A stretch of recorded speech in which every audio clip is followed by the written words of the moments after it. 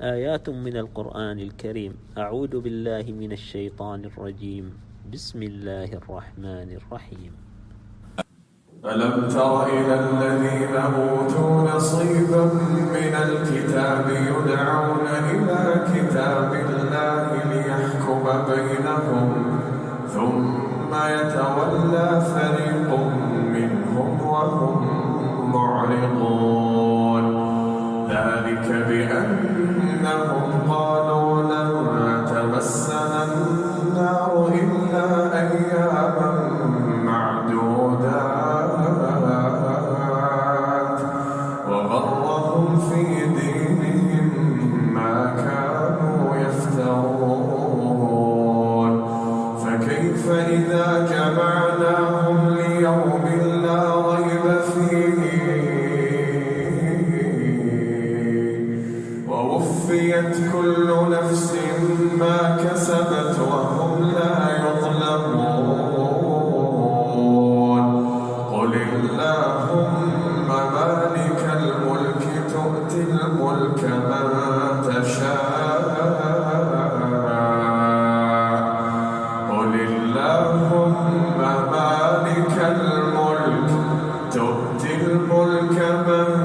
تشاء وتنزع الملك ممن تشاء وتعز من تشاء وتذل من تشاء بيدك الخير إنك على كل شيء قدير تولج الليل في النهار وتولج النهار في الليل وتخرج الحي من الميت وتخرج الميت من الحي وترزق من تشاء بغير حساب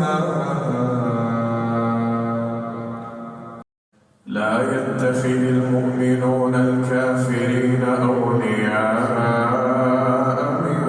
دون المؤمنين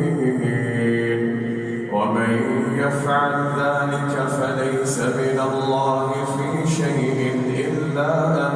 تتقوا منهم تقاه ويحذركم الله نفسه وإلى الله المصير قل إن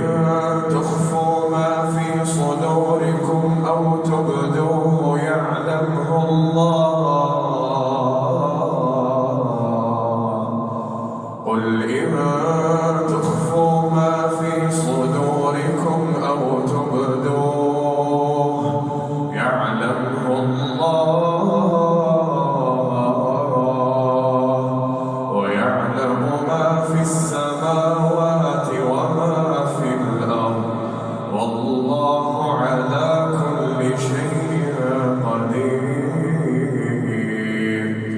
يوم تجد كل نفس ما عملت من خير محضرا وما عملت من سوء تود لو أن بينها وبينه أمدا تود لو أن بينها وبينه أمدا بعيدا ويحذركم الله نفسه والله رؤوف بالعباد قل إن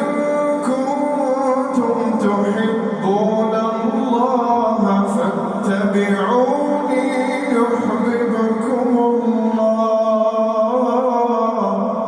فاتبعوني